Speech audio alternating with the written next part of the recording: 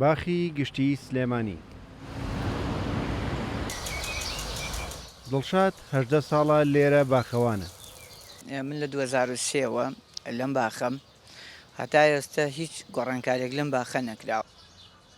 خزمەت گوزاریەکانی ئەم پارکە لە ئاست گرنگیەکەیدا نییە. لە هەندێک شوێنی ڕاڕەوەکانیدا کۆنکرێتەکەی کۆن و بێکەڵک بوون.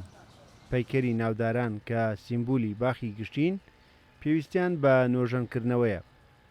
لە شەوانیشدا ئینارەکانی وەک پێویست کار ناکەن. کەس ناتوانێت وەک باخەوانەکانی گزارش لە پشتگوێخستنی بکات.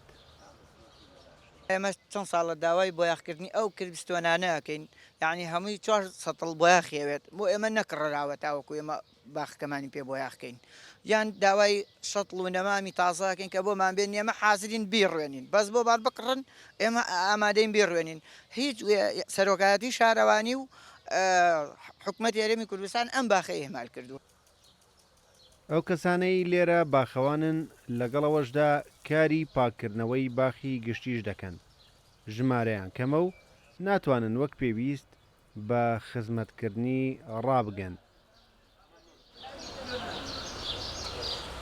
داوامان کردو بەڵام خۆی باخچەکانی شەر ئاگادارن لەوە، بەڵام لەبەرەوەی کە پارە نییە پارێکی ینی بجەیەکی باشی ئەوێ بۆ نۆژەنکردنەوەکەی لەبەرەوە وەستانویانەیەنی تا ئێستا نەیان کردووە. بەڕێوەبەری باخچەکانی سلێمانی نایشارێتەوە بەهۆی نەبوونی پارەی پێویست. لایەنی جوانکاری لە باخی گشتیدا پشتگوێ خراوە. ئەو پارەی کە ئەمانە ئێمە ماگانە پێویستمان بەسییانەی باخچەکانە کە باخچە و پارکێکی زۆرمانێ بە میزانی کەمەی بین بەڕێەوە.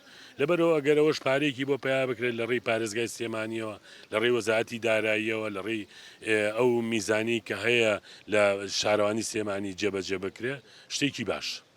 باخی گشتی سلێمانی یەکێکە لە سیمبولەکانی شار و ساڵی 1930 لەلایەن ئینگلیزەکانەوە لەسەر ڕوبەری 12 زەوی لە سنتەری شاری سلێمانی دروست کراوە.